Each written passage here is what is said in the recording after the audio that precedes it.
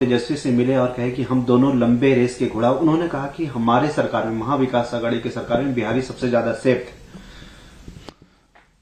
देखिए, आदित्य ठाकरे हो या तेजस्वी यादव एक दूसरे की प्रशंसा कर रहे हैं, दोनों परिवारवाद के प्रतीक हैं।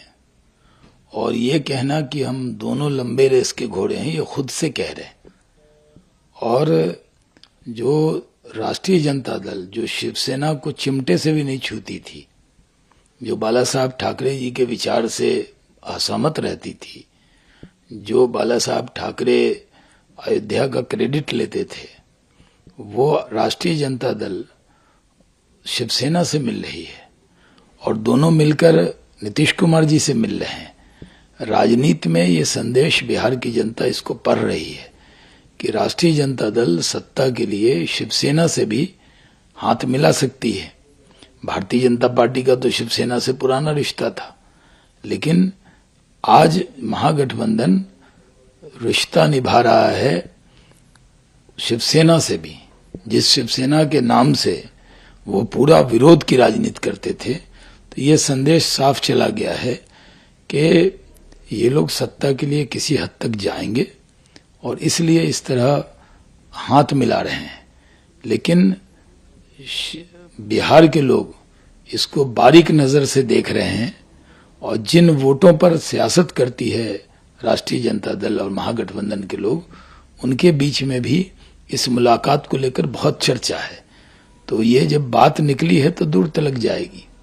तो क्या आरजेडी सेकुलर हो गई है या कम्युनल हो गई है? ये तो आरजेडी को बताना है कि वो किस रास्ते पे जा रही है। आरजेडी के हरे झंडे में शिवसेना का भगवा झंडा मिलाकर वो क्या संदेश देना चाहती है।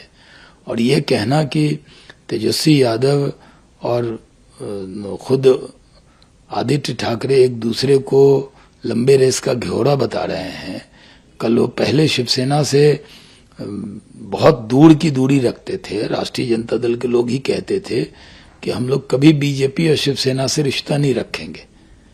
तो बीजेपी से तो रिश्ता नहीं रहा, बल्कि जब लालू जी पहली बार मुख्यमंत्री बने थे तो उसमें भारतीय जनता पार्टी का सपोर्ट था।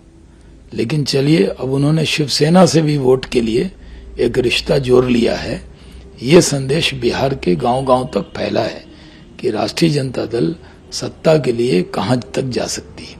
देखिए, गलवान घाटी के जो शहीद थे, जो बिहार रेजिमेंट के जवान वहां पर बिना हथियार के लड़कर जिन्होंने चाइना को जो सबक सिखाया था, चाइना में उनकी आज भी कब्र बनी हुई है।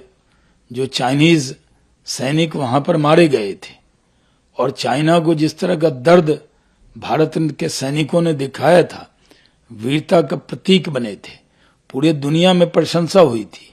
लेकिन कुछ लोग हैं भारत में जो अपने सैनिक के पराक्रम पर भी उंगली उठाते हैं।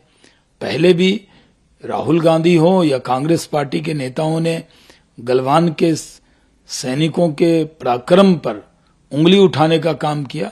वही काम ऋचा चड्ढा कर रही। वो क्या संदेश देना चाहती है कि से गलवान टू है।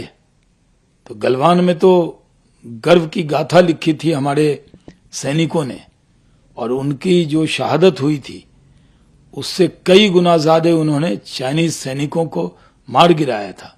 सब कुछ बर्दाश्त किया जा सकता है, लेकिन अपने सेना का अपमान करना ये कहीं से भी बर्दाश्त नहीं किया जा सकता है। देश में आज भी बहुत सी ताकतें जो सर्जिकल स्ट्राइक पे सवाल उठा देती, जो पुलवामा पे के बाद जो एयर स्ट्राइक हुआ उस पर सवाल उठा देती। कई ताकतें हैं जो फौज को गली का गुंडा बता देती थी, और ऐसी ताकतों को देश की जनता ने जवाब दिया है। सब कुछ स्वीकार हो सकता है, लेकिन सेना का अपमान किसी भी शर्त पर स्वीकार नहीं है। राहुल गांधी भारत जोड़ो यात्रा पर निकले, उस समय उन्होंने कह रहे हैं, अब मध्य प्रदेश पहुंचे, कह रहे हैं कि सारे करप्ट विधायकों को भारतीय जनता पार्टी खरीद ली और देश को दबा रहे हैं, लोकतंत्र की आवाज को दबाने की कोशिश की जा रही है। देखिए, कांग्रेस पार्टी भाषण देने से पहले अपने गिरबान में झांकना चाहिए कि वो किस तरह भ्रष्टाचार के मुद्दे पर वो लोग घिरे हुए हैं। फिर भी भ्रष्टाचार पर जिस तरह का प्रवचन राहुल जी दे रहे हैं, जनता को वो स्वीकार नहीं है। सर, एक आखिरी सवाल, ममता बनर्जी ने कहा है कि वोटर लिस्ट में अपना नाम जुड़वा लो, नहीं तो डिटेंशन कैंप में चले जाओगे। देखिए, पहले भी जो बांग्लादेशी घुसपैठिए आए, जो लोग बर्मा से भाग कर रोहिंग्या आए, उसके नाम को हम लोग कह रहे थे कि ममता जी की सरकार वोटर लिस्ट में डाल रही है। अब तो वो खुद से ऐलान कर रही कि जल्दी से वोटर लिस्ट में नाम डलवा लो और नहीं तो डिटेंशन कैंप में चले जाओगे, और वोटर लिस्ट में नाम जुड़वा लिया तो तृणमूल कांग्रेस के कैंप में आ जाएंगे। तो तृणमूल कांग्रेस वोट के लिए इस तरह की बयानबाजी कर रही है।